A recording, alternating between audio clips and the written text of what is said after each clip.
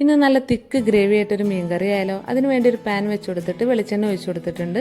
ചൂടായി വരുന്ന സമയത്ത് ഒരു 6 ചുവന്നുള്ളി, 4-5 അല്ലി വെളുത്തുള്ളി, ഒരു ചെറിയ കഷ്ണം ഇഞ്ചി, 2 വറ്റൽമുളക് എന്ന് ചേർത്ത് കൊടുത്തിട്ട് നന്നായിട്ട് വഴറ്റിയെടുക്കുക.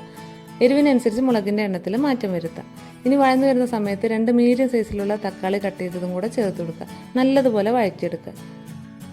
ഇപ്പോൾ നന്നായി വഴന്നു വന്നിട്ടുണ്ട്. നമുക്കിതൊന്ന് മാറ്റി വെക്കാം. ചൂടേറിയതിന് ശേഷം മിക്സിയിൽ ഇട്ടിട്ട് നന്നായിട്ടൊന്ന് അരച്ചെടുക്കാം. ഇനി നമുക്കൊരു പാൻ വെച്ച് കൊടുക്കാം. വെളിച്ചെണ്ണ ഒഴിച്ച് കൊടുക്കുക. എണ്ണ ചൂടായി വരുന്ന സമയത്ത് അതിലേക്ക് ഒരു 1/4 ടീസ്പൂൺ ഉലുവയും 1/4 ടീസ്പൂൺ കടുകും ചേർത്ത് കൊടുക്കുക.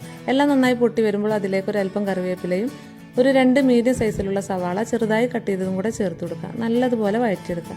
ഇനി ഇതിലേക്ക് 1.5 ടീസ്പൂണോളം കാശ്മീരി മുളക് പൊടി, 2 ടീസ്പൂൺ മല്ലിപ്പൊടി, 1/2 ടീസ്പൂൺ മഞ്ഞൾപ്പൊടി, അതുപോലെ 1 ടീസ്പൂണോളം നല്ല ഫിഷ് മസാല കൂടെ ചേർത്ത് കൊടുക്കുക.